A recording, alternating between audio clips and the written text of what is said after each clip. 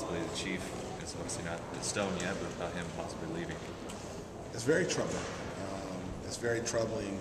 Once again, another person that I highly value in the city of Sacramento, Chief Brazil, is looking elsewhere.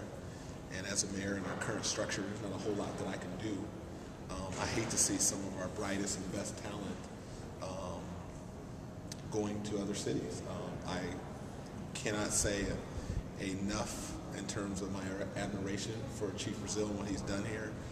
I certainly understand how important it is to keep your options open, but I do not like my hands tied. I'd much rather be able to sit down and have a real frank conversation and determine what it would take to keep someone like him here in the city of Sacramento.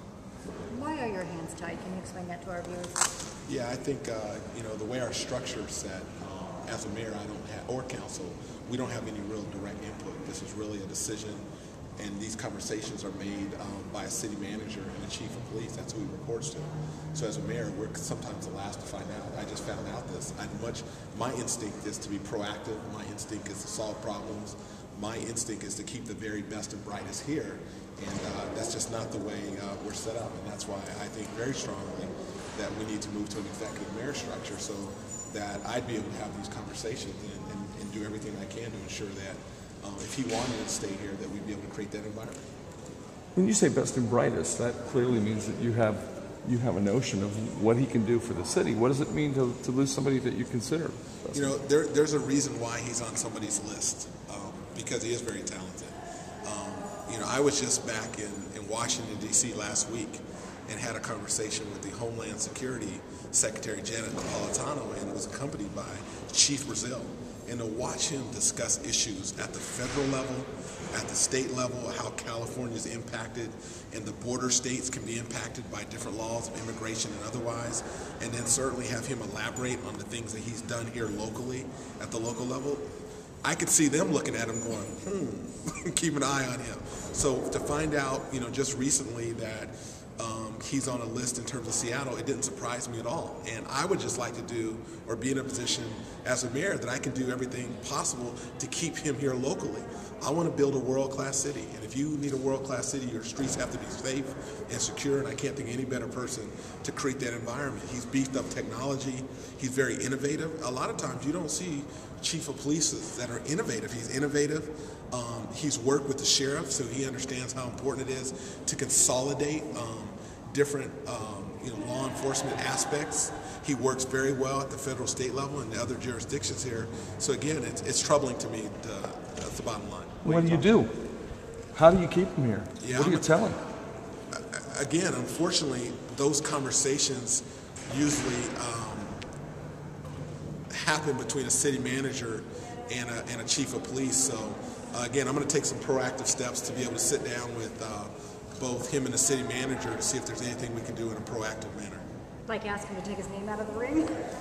Yeah, but again, I understand that he has to keep his options open, and that's fair game. I'm okay with that. But are we doing everything we can as a city to let the people know that are here that we want you here, we're compensating you fairly, we're creating an environment where you say, look, if X, Y, and Z happens, this is where I want to be. I'm committed to Sacramento. I'm committed to this region. I believe in the vision that the mayor and others have for this city, and I want to be a part of this team. I don't have those conversations. Those are the conversations I'd like to be able to have with him.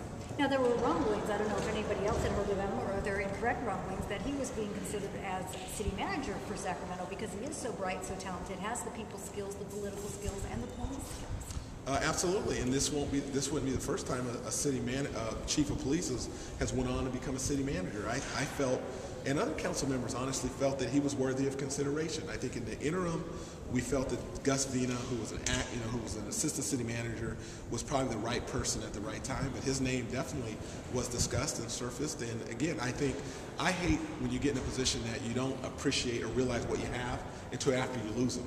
I don't like being in a situation as a mayor. I'm always reactive. I'd much rather be proactive and try to anticipate some of these things. But the way we're set up right now, a lot of times we're in a reactionary mode. I just don't think that serves the city well. But you mentioned Gus. You don't think that has anything to do with his move, does it?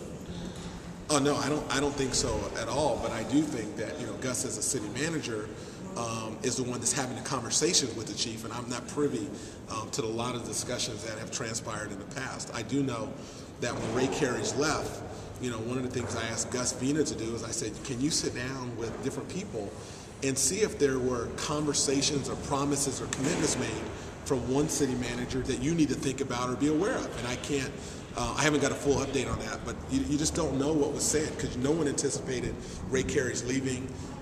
Are there things that he said to other department heads that said, in a year or two, X, Y, and Z will happen? I'm not privy to any of those discussions, and certainly I'd like to have a better understanding of what may have transpired and what some of those commitments may have been.